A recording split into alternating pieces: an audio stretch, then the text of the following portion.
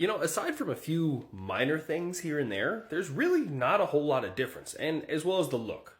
Now, bear with me, it's been a few years since I was on tanks. I was a 19 kilo armor crewman from 2009 until 2012 when I reclassed to air defense. Wasn't my choice, just where I'm at now, and I have the best job in the Army. Anywhere I go, I'll tell you I have the best job in the Army, period. Now, the British Challenger 2 is often regaled, I think that's the right word there, it feels right, anyways, as one of the most survivable tanks that have ever been made.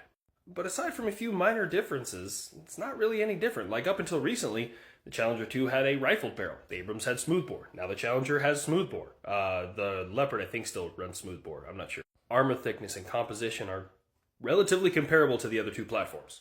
The thing is, the United Kingdom operates between 170 and 200 British Challenger tanks.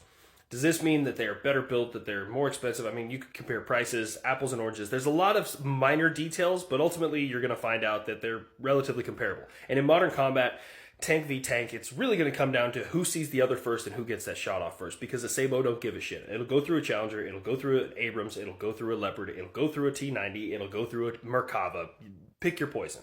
Plus, in modern combat, tanks are at a serious disadvantage with modern anti-tank weapons. You get a couple of really well-trained teams in an urban environment, you can annihilate an armored column in a matter of minutes. So why is the British Challenger 2 often viewed as the most survivable? Well, there's a story, and it is true. A Challenger 2 took a shit ton of RPGs one time, and it kept on rolling. The crew survived, makes it very survivable. The problem is, there's not enough British Challenger 2s that have seen combat for this to be quantified data. So right now, the exception is the rule. There are times when Abrams and Merkavas have dealt with a serious amount of punishment. But because so many of them have seen combat, that's the exception and not the rule. Nothing against my British counterparts. Love those guys. I love the British Challenger. I've never actually seen one in person. I'd love to see one in person.